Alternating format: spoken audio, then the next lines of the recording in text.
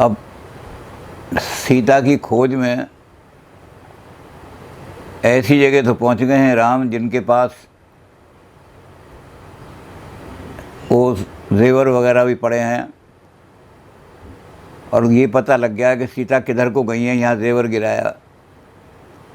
लेकिन सीता की खोज पूरी तरह से लगे तब तो जा कर के उनको, क्योंकि राम ने प्रतिज्ञा की कि अगर एक बार भी पता लग जाए सीता कहाँ है तो चाहे मुझे कुछ भी करना पड़े, मैं सीता को किसी न किसी से वहाँ से ले आऊँगा। तो उनके लिए जैसे शबरी ने बताया था कि पंपा सर जई हो रघुराई, तहाँ होए सुग्रीव मिताई। तो सुग्रीव से मित्रता भी कर ली और उसकी मित्रता निभाने के लिए बाली का नाश भी कर दिया, उसको राजगद्दी भी दे दी, राजगद्दी पे ही बिठा दिया। लेकिन सुग्रीव भूल गए, और सुग्रीव भूल गए तो फिर राम को चिंता हुई। सुग्रीव ही सुधि मोरी बिचारी, पायो राजकोष पुर नारी। चार चीज़ें जब मिल जाती हैं आदमी को तो सब कोई भूल जाता है। पावर हाथ में आ जाए ना, राज मिल गया, तो आदमी किसी की परवाह नहीं करता, किसी को पूछता भी नहीं, पावर आ गई मेरे हाथ में, राज आ गया। तो सुग्रीव को राज मिल गया, कोष मिल गया। जब राज मिल गया तो इतना बड़ा खजाना मिल जाएगा। पावा राजकोष, पुर जायदाद सारी मिल गई।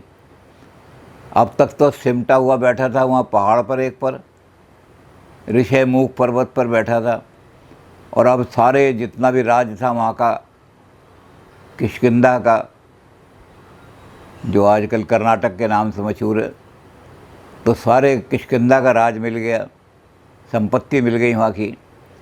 और जिस नारी को छीन करके ले गया था बाली, वो उसकी नारी भी उसको मिल गई। तो कहने लगे अब ये हमारी चिंता क्यों करेगा।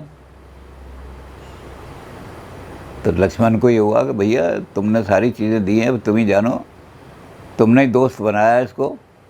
ऐसे आदमी को दोस्त बना लिया जिस पर विश्वास नहीं कर सकते। तो राम ने कहा कोई बात नहीं, उसको यही सहायक मारे हो मैं बाली, 23 हर हटाऊँ मूड़ कहूँ काली। जिस बाण से मैं बाली जैसे वीर का नाश कर सकता था, कल इसका भी ऐसे ही नाश कर दूंगा अगर ये विश्वासघात करेगा तो हनुमान जी घबरा गए, क्योंकि हनुमान जी तो हमेशा सुग्रीव की सेवा में रहे। उन्होंने कहा कि महाराज ये सारी चीज़ें जो हैं इनमें आदमी फंस जाता है चक्कर में, तो वो दूसरे काम भूल जाता है, मैं जाकर सुग्रीव को लाता हूँ। तो राम भी कहने लगे कि मैं तो सिर्फ डर दिखाना है उसको, भय दिखाए ले आइए हो तात सखा सुग्रीव। कहने लगे मैंने उसको मित्र बनाया, सखा बनाया है। तो मित्र का नाश करना मित्र का काम नहीं होता, लेकिन सिर्फ उसको भय दिखा देना कि भाई तू तो विश्वासघात कर गया हमारे साथ, जब हमने विश्वास किया था तेरे ऊपर। तो हनुमान जी लक्ष्मण जी को लेकर गए और सुग्रीव को उन्होंने जाकर कहा कि भाई तूने तो विश्वास दिलाया था। अब सुग्रीव दौड़े हुए आए और दौड़ करके उन्होंने राम के चरण पकड़ लिए, और राम के चरण पकड़ करके सुग्रीव क्षमा हुआ मांगने लगे। क्षमा मांगने लगे तो राम ने कहा, कहने लगा कि मैं, उसने यही बात कही जो हनुमान जी ने कही थी। उसने कहा जी मुझे आपने राजपाट दे करके चिंताओं में फंसा दिया। पहले तो मैं निश्चिंत था, अब तो राज दे के मुझे ये हो गया कोई राज ना छीन ले, मुझसे झगड़ा ना कर ले, तो राज की चिंता रहती है मुझे। कोष का भी रहता है कि इस कोष को कोई लूट लाट ना ले, तो उसके लिए मैं हर वक्त चिंतित रहता हूँ। और जायदाद का तो यही है कि जायदाद भी कोई हड़प ना कर ले, कोई इससे कब्जा ना कर ले। अब आपने मुझे मान लो 10 दुकानें दे दी, तो रोज़ मेरे मन में रहता है कि किराया ना दिया किसी ने तो उससे मुकदमा करना पड़ेगा, लड़ाई करनी पड़ेगी। और कहते हैं आपने, मेरी पत्नी इतने साल से मेरे पास नहीं थी, अब दिलवा दी तो पत्नी की भी सेवा करनी पड़ती है भाई सारी। तो कहते हैं आपने ही तो मुझे चिंताओं में फंसा दिया। और इन चिंताओं के कारण से मैं सब कुछ भूल गया और आप मुझे धमकियाँ दे रहे हो। तो राम ने कहा नहीं, हम तो तुम्हें याद दिलाने के लिए बुलाया कि तुमने हमें वायदा किया था कि मेरे पास बहुत सारे बानर हैं, गुफाओं में रहते हैं वो, उनको मैं जगह जगह भेजूँगा, सीता की खोज करके लाएंगे वो। तो कहने लगे वायदे का क्या हुआ? तो उसने कहा कि एक बात कर दो। राम ने उसके सिर पे हाथ रखा, कहते अब तुम्हें याद आ जाएगा अपना वायदा, मैं तुम्हारे सिर पे हाथ रख रहा हूँ। तो सुग्रीव को एकदम सारी चीज़ें याद आ गईं। तो उपजा ज्ञान वचन तब बोला। अब तक अज्ञानी था, मूर्खों जैसी बातें करता था, आम आदमी की तरह बातें करता था कि चक्कर में फंस गए संपत्ति के इसके। लेकिन अब ज्ञान मिल गया तो एक दिन ज्ञान मिलते ही कहने लगा नाथ कृपा मम भयो अलोला। दुनिया भर के बारे में तुलसीदास जी ने सबके लिए एक आदर्श रख दिया कि लोग कहते हैं राम की बड़ी कृपा है, मेरी 2 कोठियाँ बन गई। कोई कहता है राम की बड़ी कृपा है, मैंने बहुत बढ़िया कार खरीद ली। लेकिन तुलसीदास जी ने क्या लिखा है?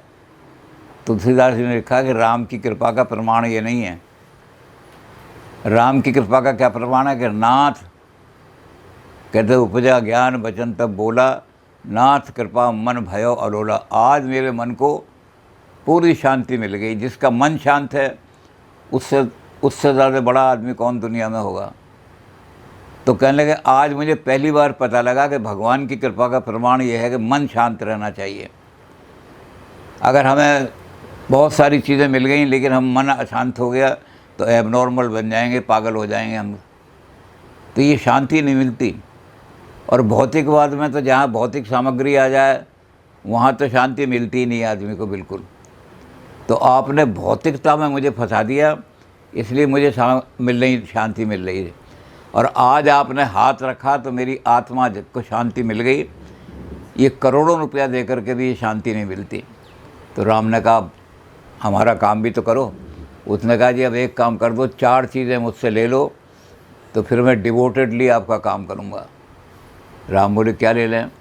कहते सुख संपत्ति परिवार बड़ाई सब परिहर करी हूँ सेवकाई। कहते 4 चीज़ें मुझसे परिहार कर लो। परिहार की शक्ति जानवरों में नहीं होती। एक जानवर दूसरे जानवर के लिए त्याग नहीं कर सकता, चाहे बड़े से बड़ा जानवर हो, शेर हो, हाथी हो, बड़ी शक्ति है। लेकिन किसी हाथी ने अपने दूसरे हाथियों के लिए त्याग नहीं किया। कोई शेर के लिए त्याग नहीं करता। तो परिहार की शक्ति केवल उस आदमी में होती है जिस पर ईश्वर की कृपा हो। आदमी करोड़पति है लेकिन एक पैसा भी किसी को गरीब को नहीं दे सकता, क्योंकि भगवान की कृपा नहीं है उसके ऊपर। भौतिकवाद में फंसे हुए आदमी पर भगवान की कृपा नहीं होती। और भगवान की कृपा का क्या पहचान है? परिहार, त्याग करने की शक्ति आ जाए मेरे अंदर। कोई दुखी है, कोई दरिद्री है, किसी के पास कपड़े नहीं हैं, किसी के पास रोटी नहीं है, तो मैं अपने सुख में से थोड़ा सा कुछ त्याग करके उसको दे सकूं। ये शक्ति जब ही आती है जब भगवान की कृपा हो जाए। जहाँ आदमी की डिविनिटी जाग जाएगी, आत्मा जाग जाएगी, वहाँ आदमी परिहार की। तो कहने लगे मैं परिहार करना चाहता हूँ। किस किस का? पहले करना चाहता हूँ सुख। सुख की कामना आदमी को कोई बड़ा काम नहीं करने देती दुनिया में। आदमी अपना सुख देखता है, अरे छोड़ो चीन से लड़ाई हो रही है तो होने दो, कहती चंदा इकट्ठा करके सरकार को देना है, कौन दे सरकार, जब टाइम होगा अपने देखेंगे, कल दोपहर को टाइम निकाल लेंगे। तो सुख की कामना कोई महान काम नहीं करने देती आदमी को। तो कहने लगा पहले तो मुझे सुख त्यागने की, कि भाई सुख की कामना छोड़ करके मैं और कुछ समाज के काम आऊँ। तो सुख, फिर कहते सुख संपत्ति। संपत्ति की चिंता में आदमी फंस जाता है तो कोई महान काम नहीं कर सकता, उस संपत्ति की चिंता में ही फंसा रहता है। इस संपत्ति को और कैसे बढ़ाऊँ, जितनी बढ़ा रही है उसको संरक्षण कैसे करूँ, सोचूं कैसे, कहीं झगड़े ना हो जाएं, कुछ ना हो जाएं। तो सुख संपत्ति है, संपत्ति भी मुझसे ले लो किसी तरह से। और परिवार की चिंता, आदमी का लड़का जो है वो 3 साल में 3 बार फेल हो गए, उसने 10वीं पास करी। लेकिन वो मिनिस्टर के पास क्या कहने लगा, जी इसको कहीं रीडर लगवा दो, वो कहने लगे रीडर, रीडर के लिए तो पीएचडी चाहिए। कहने लगे क्यों झूठ बोल रहे हो, हमारे तहसील में तहसीलदार साहब का रीडर है, 10वीं पास है वो। तो उन्होंने कहा वो रीडर और होते हैं, ये रीडर होते हैं, लेकिन हम उससे अड़ गए। नहीं जी, तू टालने की कोशिश कर रहा है। तो परिवार की जब चिंता आ जाती है तो हम घटिया से घटिया लेवल पर भी जाके लोगों के पैर पकड़ते हैं। जिनकी कोई औकात नहीं उनके भी ज़रा पता लग जाएगा तेरी चीफ मिनिस्टर से बहुत जान पहचान है, उसके भी जाके पैर पकड़ लेंगे, मेरे बच्चे को कोई अच्छी नौकरी लगवा दे। तो ये परिवार की चिंता जो है, कहते ये भी मेरे से छीन लो। जो आदमी योग्य होगा अपने आप लग जाएगा, नहीं होगा तो मूंगफली बेच लेगा, सौरभ मुझे चिंता करने की क्या ज़रूरत है। तो कहने लगे परिवार की चिंता। और सबसे बड़ी चीज़ ये जिसके कारण मैं कोई बड़ा काम नहीं कर सकता, वो है बड़प्पन का भाव। ये बड़प्पन का भाव जो है, ये आदमी को कोई भी समाज का काम नहीं करने देता। मैं गया एक बार वो नंदा जी को मिलने के लिए, नंदा जी के चोट लगी हुई थी, तो अहमदाबाद में पड़े रहते थे, अपनी लड़की के पास थे, कूल्हा उनका टूट गया था। तो मैं जिस दिन गया उस दिन ये भी आई हुई थी, मदर टेरेसा भी आई हुई थी। तो पहले तो नंदा जी की लड़की ने मदर से पूछा, कहने mother where is your luggage. उसके एक झोला पड़ा हुआ था, झोला और लेकर के, तो कहने लगी no I have no luggage. कहते there is enough burden on this earth, I do not want to add मोर।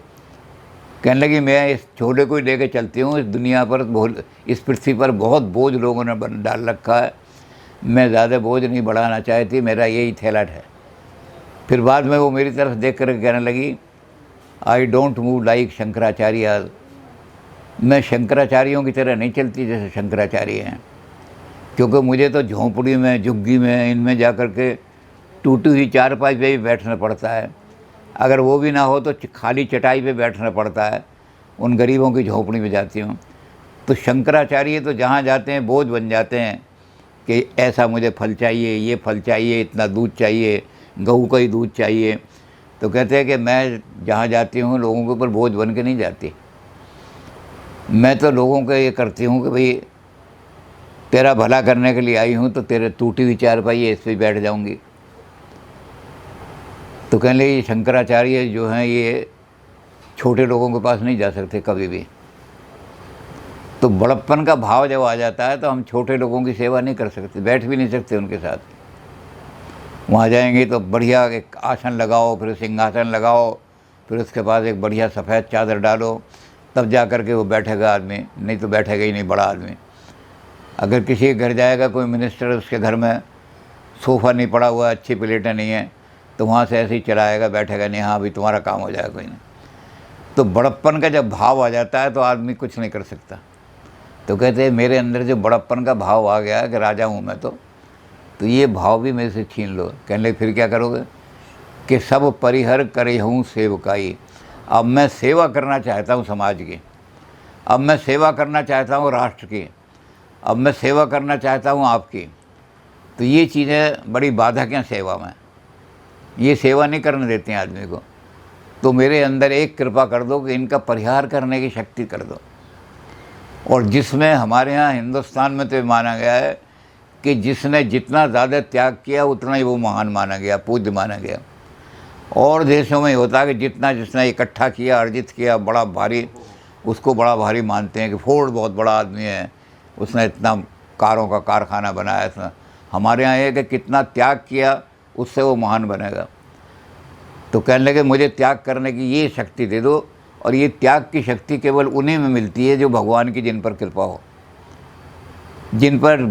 जिनकी आत्मा जागृत नहीं है, जिन पर डिवाइन एनलाइनमेंट नहीं आया, वो कभी भी त्याग नहीं कर सकते। एक किसी के लिए भी, दुखियों के, दरिद्रों के लिए, वो सब भोग में लगा देते हैं जितना भी है। तो ये सुग्रीव कहने लगा महाराज, भगवान कहने लगे जाओ अब तुम्हें हमने शक्ति दी, अब हमारी सेवा करो। तो जैसे ही सुग्रीव ने सुना उसकी बुद्धि आ गई, उसने हनुमान जी से कहा कि जितने भी गुफाओं के अंदर बंदर रह रहे हैं उन सबको निकालो, निर्भय होकर के। बाली मारा गया, अब कोई भय नहीं, चिंता की बात नहीं, सब निकल कर के यहाँ आ जाए मेरे पास। अब लाखों बंदर थे वहाँ, तो निकल आए, सारे के सारे निकल आए। तो सुग्रीव ने कहा कि देखो अंगद को और हनुमान जी को, दोनों को मैं नेता बना के भेज रहा हूँ, लीडर बना करके। एक तरफ ये जाएंगे, एक तरफ ये जाएंगे, और सीता की खोज करके लाओ, मैंने वायदा किया हुआ है। और ये कह दिया कि अंगद के संग लेन गए सिय खोज कपीसी, ये बैन उचारो, और जीवत ना बचे हूँ हम सो जो बिना सुध लाए यहाँ पग डारो। कहते देखो अंगद के साथ जा रहे हो तुम, पर मैंने एक बात कहनी है, सीता की खोज किए बिना अगर लौट करके आए तो फिर यहाँ प्राण नहीं बचेंगे, तुम्हारे मार के डाल दूंगा मैं, क्योंकि तुम विश्वासघात, मैंने विश्वास दिया हुआ है राम को, तो इसलिए जाओ खोज करने के लिए। और बिना सीता की खोज के लौटे तो बस जीवित ना बचे हूँ हमसु, फिर हमारे सामने जीवित नहीं रह सकते तुम। तो राम प्रसन्न हो गए। राम कहने लगे चारों दिशाओं में बंदर भेज दिए, इतने सारे बंदर हैं, और इतने सारे बंदरों को लेकर के चारों तरफ जाएंगे तो सीता का खोज मिल जाएगा। तो सब बंदर चल दिए इधर उधर जितने भी थे। खोजते खोजते सारा वर्णन है बड़ा लंबा कि क्या हुआ, कैसे मिली। स्वयं प्रभा मिली वहाँ पर, और स्वयं प्रभा ने सारा उनको, सारे बंदर खोज करते करते थक गए थे, और थक करके प्यास लगी तो मरने लगे। तो ये मानव का सारा ये है कि आदमी को एक प्यास है, किस चीज़ की प्यास है? संतोष की। संतोष नहीं मिलता। एक दो आदमी नहीं, सारे बानर इसी में तड़प रहे हैं, प्यास के मारे मरने लगे। तो हनुमान जी ने कहा कि तुम सब यहाँ बैठो, मैं खोज करता हूँ कहीं पानी दिखाई दे जाए। तो हनुमान जी पर्वत पर चढ़ गए, साधना है। ऊंचाई पे चढ़ के आदमी तपस्या करते हैं कि हमें कोई ऐसा रास्ता मिल जाए कि जिन आदमियों को शांति नहीं मिल रही दुनिया में, उनके शांति का हम कोई रास्ता खोज सकें। तो जब हनुमान जी ऊपर गए तो वहाँ उन्हें एक विविर दिखाई दिया, गुफा दिखाई दी, और उस गुफा में जल थोड़ा सा था। तो गिरी से उतर पवन सुत आवा। अब कबीर जो हैं बिल्कुल इसकी उल्टी बात कह रहे हैं। कबीर कहते हैं हंसा मान सरोवर पायो तो ताल तरैया का डोले। जब हंस को मानसरोवर मिल जाता है तो मानसरोवर में लीन हो जाता है, उसके किनारे, वो इधर उधर भागता नहीं। लेकिन जो संत हैं, दूसरे भक्त लोग जो हैं, ये निर्गुण वाले तो अपने भगवान में लीन हो गए, लेकिन जो भक्त लोग हैं वो कहते हैं कि मैंने अपने लिए साधना नहीं की है, ये मैंने जो तपस्या की है वो इसलिए कि जहाँ वो जल का स्रोत दिखाई दे रहा है तो सबई संगलय विविर दिखावा, सारे लोगों को मान जीवन में संतोष मिलना चाहिए। वो जो प्यासे हैं, तड़प रहे हैं प्यास के लिए, जिनको संतोष नहीं मिल रहा, सबसे बड़ी प्यास शांति की है। जिनको शांति नहीं मिल रही, अमेरिका में तो आदमी सो ही नहीं सकता नींद की गोली खाए बिना। उनको इसलिए हिंदुस्तान से जो साधु जाते हैं, संत जाते हैं, वो उनके पीछे लग जाते हैं, हमें भी कुछ शांति दो। और उसमें ज़्यादातर संत ऐसे हैं कि अमेरिका वालों को लूट करके चले आते हैं। अब मैं आपको पुराना अखबार अगर दिखाऊं तो एक आदमी 28 साल की उनकी आयु, वो हिंदुस्तान में इसलिए आए कि मन को शांति नहीं है, तो शांति की खोज में यहाँ आए। उनका नाम था केनेथ टेनी। वो हम चूँकि पहले ऋषियों के संतों के आश्रम में जाते रहते थे, तो वहाँ वो मिल गए हमें संत के आश्रम में। कहने लगे मैं अमेरिका से आया हुआ हूँ। हमने कहा आपको यहाँ शांति नहीं मिलेगी, आप कुरुक्षेत्र में आओ। और वहाँ बहुत विद्वान है एक आदमी, उनका नाम है पंडित स्थानुदत्त, जिनको राष्ट्रपति ने भी सम्मानित किया है। वो आपको शांति का मार्ग, यहाँ तो आश्रमों में तो आपको लूटेंगे, कितना पैसा लेके आया है, यहाँ लगाओ पैसा, वहाँ लगाओ। कहने लगा मैं यही अनुभव कर रहा हूँ कि यहाँ तो लोग जो आते हैं ना, कोई नशे की गोली खा रहा है, कोई और कुछ चीज़ ऐसी लाया है नशे की, वो तो यहाँ उन गोलियों से तो वो तो हमें अमेरिका में मिल जाती शांति। तो कहने लगे मैं बहुत संपन्न घराने का हूँ, मेरे घर में किसी चीज़ की कमी नहीं है। और 28 साल की उम्र में ना जो भौतिक सुख होते थे मैंने सारे भोग लिए, लेकिन शांति नहीं मिल रही। तो वो कुरुक्षेत्र आ गया। पंडित जी के पास गया तो पंडित जी बहुत सीधे साधे थे, इतना विद्वान होते हुए भी भारत के अंदर उच्च कोटि के विद्वानों में उनका नाम, और राष्ट्रपति ने भी उनको संस्कृत की सेवाओं के लिए बहुत वो दिया। तो सोने का पान बना करके, और उस पान पर उन्होंने उनको वो लिख करके दिया सारा के ये वो सम्मान उनका किया। तो पंडित जी का घर बड़ा सीधा साधा घर था। वो गए वहाँ, जाके पंडित जी की बात हुई, 2-3 दिन वहाँ रुके। तो वहाँ लूटने का काम तो था नहीं, जैसे आश्रमों में लूट रहे थे। लेकिन वो मुझे कहने लगे कि पंडित जी तो संस्कृत में सारी बात करते हैं, मेरी समझ में नहीं आता, और कहते वो इंग्लिश में नहीं बता सकते। तो कहते पंडित जी ने कहा है कि जो तुम्हें लेकर आया है वही तुम्हें तुम्हारी भाषा में समझा सकता है। तो मैंने कहा ठीक है। मैंने घर में अपने कमरे में पराली बिछा रखी थी, जितने मेहमान आते थे उस कमरे में सो जाते थे। बहुत बड़ा कमरा था, 2, 4, 6 आदमी आओ, जो भी मेहमान आओ, इतनी चारपाइयाँ कहाँ से आएंगी। तो पराली पर वो दरियाँ बिछा रखी थी। तो मैंने कहा कि आपको यहाँ सोना पड़ेगा। कहने लगा I am ready for that, मुझे तो ये चाहिए कि मेरे मन को शांति मिल जाए।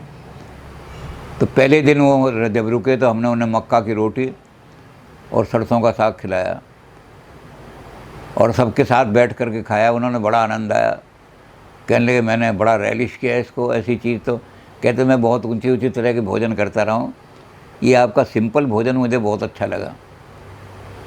तो वो उसने मक्का की रोटी सरसों का साग खा गया। अगले दिन मैं उसको यूनिवर्सिटी ले गया। मैंने कहा देखो ये लड़का है, इसके पास कपड़े नहीं हैं, तुम्हारे पास तो बहुत है, कभी ये कपड़ा पहनते हो कभी, तो एक कपड़ा इसको दान कर दो। तो उसने कहा अच्छा। वो उसने उसको कपड़ा दान कर दिया, बड़ा अच्छा गरम कपड़ा दे दिया। ऐसे ही 3 दिन वो मेरे साथ घूमता रहा। तीसरे दिन कहने लगा कि आपने मुझे शांति के लिए तो कुछ मंत्र दिया नहीं। मैंने कहा आपको शांति का ही तो मंत्र दे रहा हूँ ये मैंने कहा गो एंड सर्व। जितने नीग्रोज हैं, गरीब हैं, झुग्गियों में, झोंपड़ियों में, स्लम में रहते हैं, उनकी ऐसी सेवा करो जैसे यहाँ की है, and you shall gate piece. बस वो मंत्र समझ गया और चला गया वो अमेरिका। और उसके बाद उसकी चिट्ठी आई कि मैंने आपसे वो मंत्र सीख लिया है, और अब मैं जब नीग्रोज की सेवा करके आता हूँ तो रात को मुझे गोली खाने की ज़रूरत नहीं पड़ती। मैं उस सेवा भाव से मुझे इतनी शांति मिलती है। तो वो अमेरिका का इतने अमीर घर का लड़का, और उसे शांति नहीं मिलती थी। शांति मिली इससे, सेवा करने से। तब सुग्रीव कहने लगे कि मैं परिहार कर दूंगा तो मैं सेवा करने का। और सारे बानर जो थे वहाँ गए हुए हैं। ये बानर जब तक लौट करके नहीं आए, मैं भी तपस्या में रहूँगा कि बानर लौट करके आए सीता जी की सुध ले करके। तो हनुमान जी ने वहाँ उस बिविर में सबको कहा, बिविर का मतलब गुफा। तो हनुमान जी जब नीचे उतर के आए तो उन्होंने कहा कि मैंने संतोष का जो जल है, शांति का जो जल है, तुम प्यासे मर रहे हो, वो मैंने खोज लिया है, वो गुफा के अंदर है। वो कहने क्या मतलब? कहते बाह्य जगत में सुख नहीं मिलता आदमी को। संसार के जितने भोग हैं ये दुख देने वाले हैं। अपनी आत्मा के अंदर झांको, और जब आत्मा के अंदर झांकोगे तो आपकी भोग वृत्ति समाप्त हो जाएगी, त्याग वृत्ति आ जाएगी। जो उपनिषद का वाक्य है वो उनकी समझ में आ गया हनुमान जी वाला।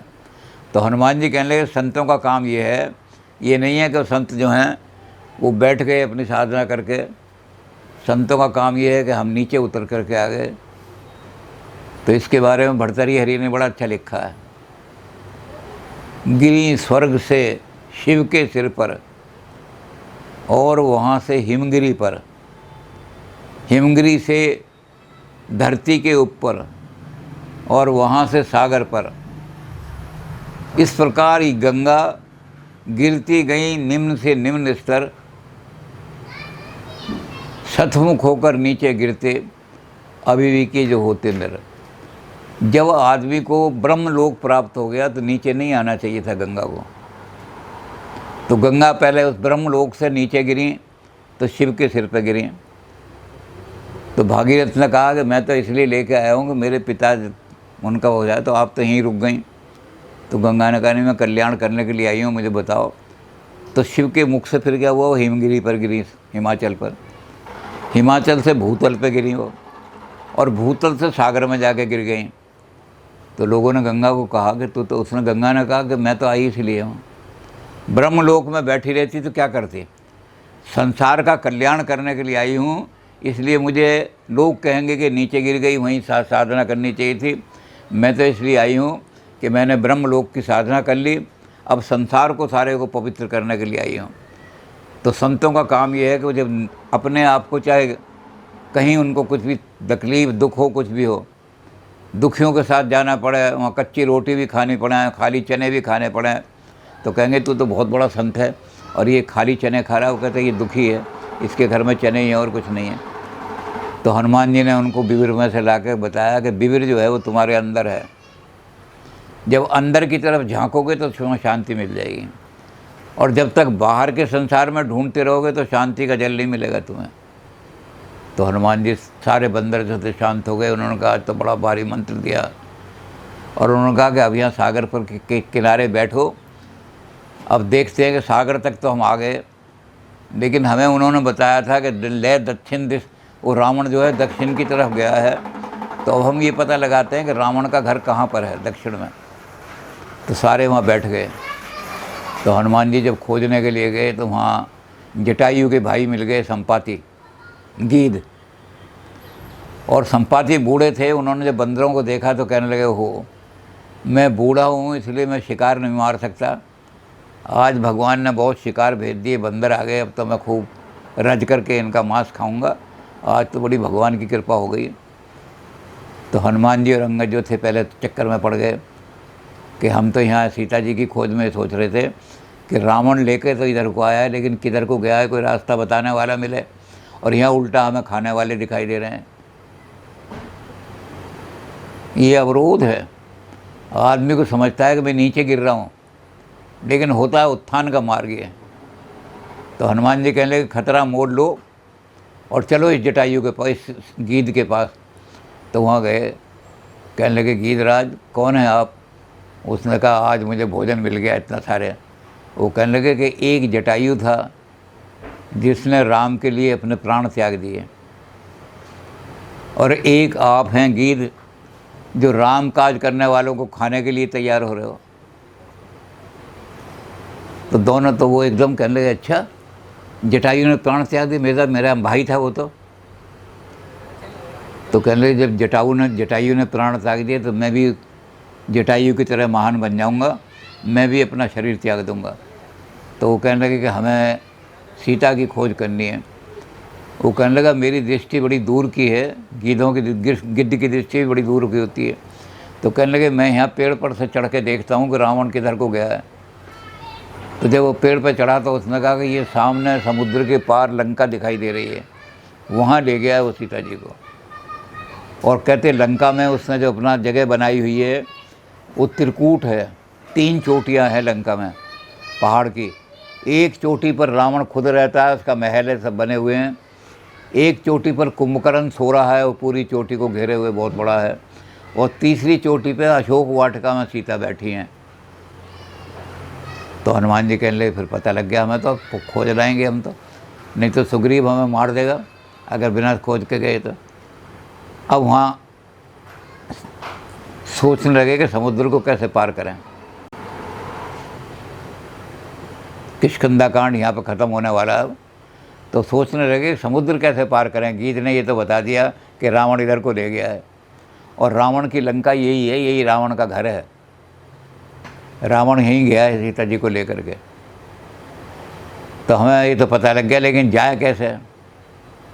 तो जो सबसे ज़्यादा श्रेष्ठ थे, सबसे बुजुर्ग थे, पहले उनको कहा कि आप तो बहुत तजुर्बेकार हो, आपका तजुर्बा तो अनुभव तो बहुत है, तो आप जा कर के समुद्र पार करके सीता जी की खोज करके लाओ। जामवंत को कहा। तो जामवंत जो थे वो घबरा गए। वैसे तो बड़े बनते हैं, बहुत बड़े बड़े प्रोफेसर को भी जब कुछ काम कहा जाए तो कांप जाते हैं वो, और छोटा तो वो कांप गए। तो हनुमान जी कहने लगे भैया एक बात है, जब मैं जवान था ना तब तो मेरे अंदर इतनी शक्ति थी कि भगवान ने जब बहुत लंबा रूप धारण किया था बाली को हरण करने के लिए, वो त्रिविक्रम बन गए थे, तो मैंने 3 बार उनकी परिक्रमा की थी। और अब मैं बुढ़ापा आ गया, अब मैं नहीं कर सकता काम, अब मेरा शरीर थक गया है, तो भैया किसी जवान आदमी को पकड़ो। तो अंगद कहने लगे कि जो आदमी पहले ही हार गया वो काम को पूरा नहीं कर सकता। आपने तो काम को शुरू करने से, पुरुषार्थ से पहले ही आपने हार मान ली। पहले पुरुषार्थ तो करते, चाहे रास्ते में मर जाते, कुछ हो जाता, लेकिन आपने पहले ही हार मान ली। तो जिनके अंदर पुरुषार्थ नहीं है, जो पुरुषार्थहीन लोग हैं, वो संसार के अंदर कोई बड़ा काम नहीं कर सकते। इसलिए आप बैठ जाओ, बूढ़े आदमी। तो वो कहने लगे कि जवान आदमी, अंगद बड़ा जवान है, इसको भेजो, ये जाएगा समुद्र पार। तो अपनी जिम्मेदारी अंगद पर टाल दी। तो हनुमान जी कह लगे, अंगद तुम जवान हो, और एक बूढ़ा आदमी जो है जामवंत वो कह रहा है। तो अंगद कहने लगा, अंगद कह जाऊँ मैं पारा, और जिए संशय कुछ फिरती बारा। मैं चला तो जाऊँगा, समुद्र पार कर लूँगा, लेकिन वहाँ लंका के अंदर बड़े बड़े निशाचर हैं, बड़े बड़े योद्धा हैं। तो मेरे मन में सबसे बड़ी शंका क्या, संशय है कि पता नहीं मैं लौट सका या नहीं लौट सका, आपको सीता जी की खोज दे सका।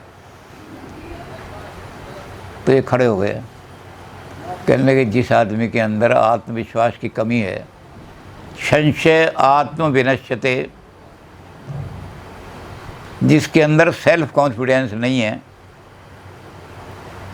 वो आदमी कभी सफल नहीं हो सकता दुनिया में। आज सबसे बड़ी बात विवेकानंद ने यही कही है। To the youth of India जो उन्होंने किताब लिखी, उसमें यही लिखा। उन्होंने कहा पहले लोग ये मानते थे कि जो भगवान में विश्वास नहीं करता वो नास्तिक है, लेकिन आज मैंने परिभाषा बदल दी है। भगवान को मानो या ना मानो, लेकिन अपने ऊपर विश्वास, सेल्फ कॉन्फिडेंस जगाओ अपना। जिस दिन हमारा सेल्फ कॉन्फिडेंस जाग गया, हम हिंदुस्तान से इतनी बड़े सारी दुनिया पर राज करने वालों को उखाड़ के फेंक देंगे। और जब तक हमारा सेल्फ कॉन्फिडेंस नहीं जागता, हम डरते रहेंगे, पता नहीं हो गया है नहीं। भगत सिंह की तरह करो, कॉन्फिडेंस जगाओ, तोड़ दो इनको। तो जिनका सेल्फ कॉन्फिडेंस जगा हुआ होगा, वही आदमी सफल हो सकते हैं। और तुमने पहले ही संशय कह दिया, जिए संशय कुछ फिरती बारा। तो अंगद कहने लगा, मैं ठीक इसलिए कह रहा हूँ कि मुझे अपने पर ये विश्वास नहीं कि मैं राक्षसों में से निकल के आ सकूँगा नहीं। तब जामवंत दोबारा खड़े हुए। जामवंत कहने लगे हनुमान जी को कि राम काज लग तब अवतारा, और सुनते हुए भयो पर्वताकारा। हनुमान जी छोटे से थे, बैठे थे और चुपचाप बैठे थे, लोग डींगे मार रहे थे, कुछ वो बैठे थे। तो जामवंत खड़े हुए। जामवंत कहने लगे, हनुमान तुम भी तो जवान हो, और तुम तो ये प्रतिज्ञा करके चले हो कि मैं राम का काज करूँगा। मैं दुनिया में केवल इसलिए नहीं आया कि पैदा हुआ, रोटी खाई, बच्चे पैदा करे, विवाह किया, पत्नी की सेवा करी और मर गए। ऐसे करोड़ों आदमी दुनिया में इतने हैं, कीड़े मकोड़ों की तरह, कि गंदगी के ढेर पे मटराए, जो कुछ मिल गया खाने के लिए खाया, खाद जो कुछ खाया, प्रजनन क्रिया करी, अंडे दे दिए, बच्चे दे दिए, मर गए। तुम तो कोई महान काम करने के लिए दुनिया में आए हो। Teacher is the greatest, psychology की कोई किताब उठा के देख लो, कोई सी भी, किसी की भी हो, वो कहेगा teacher is the greatest motivator. अब उसमें एक बात ऐसी लिख दी है जो टीचर नहीं करते। वो कहता है टीचर के मुंह से, जो रियल टीचर है उसके मुंह से एक शब्द भी ऐसा नहीं मिलेगा जो डिमोरलाइज करने वाला हो। टीचर के मुख से वही शब्द मिलेगा जो उसको एनकरेज करे। कोई बात नहीं बेटा, अब की बार फेल हो गए हो तो अगली बार फर्स्ट क्लास लेके जाओगे, चिंता मत करो। तो ग्रेटेस्ट मोटिवेटर हैं वो खड़े हुए हैं, और हनुमान जी को कहने लगे कि तू छोटे मोटे काम के लिए थोड़ी आया दुनिया में, तू तो कोई महान काम करने के लिए आया है, और तू चुपचाप बैठा है। तो जैसे ही उन्होंने मोटिवेट किया हनुमान जी को, हनुमान जी का छोटा सा रूप था, वो खड़े हो गए हनुमान जी पर्वताकारा। जिस आदमी को मोटिवेट किया जाता है वो आदमी महान से महान काम करने के लिए खड़ा हो जाता है, मैं करूँगा इस काम। ये मोटिवेशन कर रहे हैं इसको, मोटिवेटर। इसलिए साइकोलॉजी ने कहा है कि टीचर इज़ द ग्रेटेस्ट। सब दुनिया में मोटिवेट करते हैं, लेकिन दूसरे लोग मोटिवेट की बजाय डिस्करेज भी कर देते हैं। Beware of those who come to discourage you. It is not the life that matters, it is the courage that you add to it. उन लोगों से बच के चलो जो तुम्हें डिस्करेज करने आते हैं। बिवेयर, सावधान रहो ऐसे लोगों से, क्योंकि ज़िंदगी तुमने कितनी बड़ी जी इसका कोई मैटर नहीं है। तुमने ज़िंदगी में कितनी करेज दिखाई, मैटर इसका है। कितनी करेज दिखाई, इसके तुम्हारा नाम इतिहास में छप जाएगा। तो जैसे ही हनुमान जी ने सुना, एकदम महान खड़े हो गए। अच्छा, मैं महान काम करने के लिए आया हूँ, तो फिर महान काम करके दिखाऊंगा। तो कहने लगे जामवंत जी बताओ क्या काम है। तो जामवंत जी कहने लगे कि अभी हमें उन्होंने बताया है कि रावण इधर को ले गया सीता जी को, और रावण की नगरी समुद्र के पार है। तो सीता जी कहीं हुई हैं समुद्र, रावण की नगरी में। और उस आदमी ने बताया जो यहाँ पेड़ पर बैठा हुआ देखता रहता है, तो रावण का रथ इधर को गया है। तो इसलिए लंका में सीता जी मिल जाएंगी, वहीं गई हुई हैं, तो समुद्र पार करो। तो हनुमान जी के अंदर जो कॉन्फिडेंस बिल्ड हो गया, तो हनुमान जी खड़े हो गए। कहने लगे जामवंत जी कहाँ है समुद्र। कहते ये समुद्र है। कहने लगे संग सहाय रावणों मारी, फिर आयो त्रिकूट उपारी। कहते मैं जा रहा हूँ अकेला ही, रावण को जो भी उसकी सहायता करेंगे सबको मार करके, और तीनों पर्वत जो हैं उनको उखाड़ लाऊंगा, देख लेना सीता कौन से पर्वत पर है। तो कहने लगे कैसे जाओ। कहते बताओ मुझे कौन सा। कहते ये समुद्र है। कहने लगे ये समुद्र है। जब आदमी में सेल्फ कॉन्फिडेंस जाग जाता है तो आदमी बड़े से बड़े काम के लिए तैयार हो जाता है। कॉन्फिडेंस जगा दिया, उसने कहा अब तो मैं IAS करके रहूँगा, और वो IAS कर भी लेता है। तो जब कॉन्फिडेंस जगा दिया तो बड़ी बड़ी समस्या भी छोटी दिखाई देने लगती है। तो हनुमान जी ने क्या कहा कि ये समुद्र है। समुद्र मुझे तो दिखाई नहीं दे रहा समुद्र। कहने तुम्हें क्या दिखाई दे रहा है। कहते इस खारे जल की जलधारा को लांघूं या अभी लील जाऊं। इसको पार करना है या पी जाऊं मैं, इसको ख़त्म कर दूं। तो जामवंत हाथ जोड़ के खड़े हुए। कहने लगे हनुमान जी मुझे पता लगा कि जब आपका कॉन्फिडेंस जाग गया, जिस आदमी में सेल्फ कॉन्फिडेंस पैदा हो गया, उसके लिए कोई बड़ी से बड़ी समस्या भी बिल्कुल छोटी। समुद्र भी तुम्हें ऐसा दिख रहा है खारे पानी की नाली है ये तो खारे पानी की नाली है, कहो तो इसको पी जाऊँ सारी को। तो महानता उसके अंदर ही आती है जिसमें कॉन्फिडेंस बिल्ड हो जाए। और ये कॉन्फिडेंस बिल्ड करने वाले कौन हैं। जामवंत। जामवंत ने कॉन्फिडेंस बिल्ड कर दिया,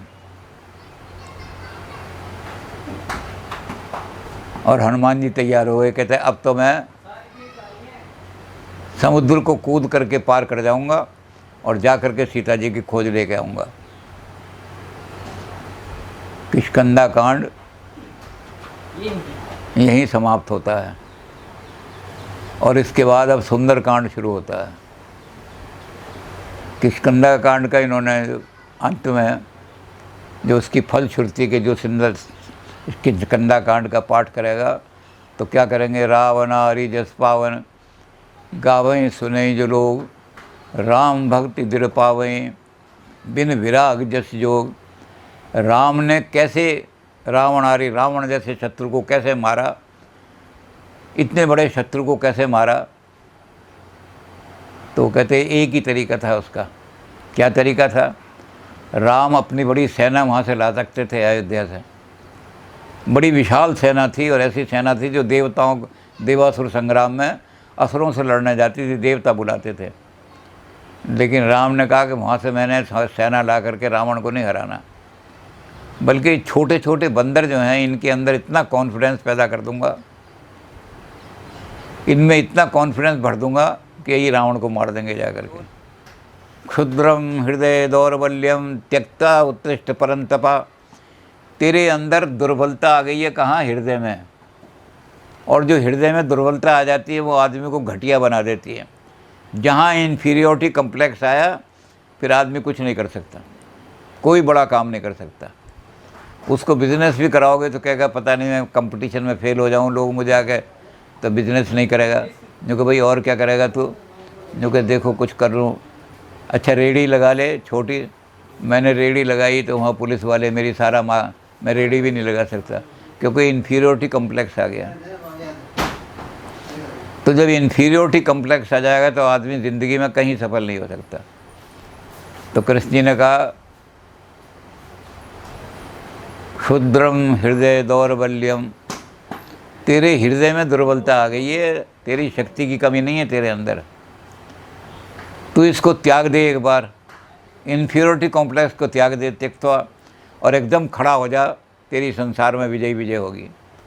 तो यहाँ भी राम ने कहा कि मैंने अयोध्या से सेना नहीं लानी। ये जो बंदर हैं, जैसे हनुमान जी का कॉन्फिडेंस जगाया है, ऐसे एक एक बानर का। तो राम कृपा बल पाई कपिंदा भयो पच्छ जनो, तो राम ने जो उनके अंदर कॉन्फिडेंस भरा कि अरे तुम, रावण क्या हस्ती है तुम्हारे सामने, तुम्हारे तो नाखून ही इतने बड़े हैं कि तो उसका पेट चीर दोगे। तो बंदर, छोटे छोटे बंदर जो थे, वो जब कॉन्फिडेंस भर गया तो ऐसे कूदने लगे थे, पहाड़ दुनिया के अंदर उछल रहे हैं। बंदर को देख कर लगता था ये तो पहाड़ आके गिरेगा हमारे ऊपर। तो ये सेल्फ कॉन्फिडेंस बिल्ड करना, जैसा मैंने बताया कि विवेकानंद ने यूथ को जो चिट्ठी लिखी है उसमें ये लिखा है, तुम्हारे अंदर सब कुछ है, बड़ा शील है, तुम्हारे अंदर सब कुछ है, लेकिन तुम्हारे अंदर लैक ऑफ कॉन्फिडेंस हो गया है। ये कॉन्फिडेंस को जब जगाओ, मैं उस आदमी को नास्तिक कहता हूँ जिसको अपने ऊपर विश्वास नहीं है। भगवान पे विश्वास हो या ना हो, लेकिन अपने ऊपर विश्वास होना चाहिए कि मैं जिस काम को करने के लिए खड़ा होऊंगा तो इस काम को करके ही रहूँगा।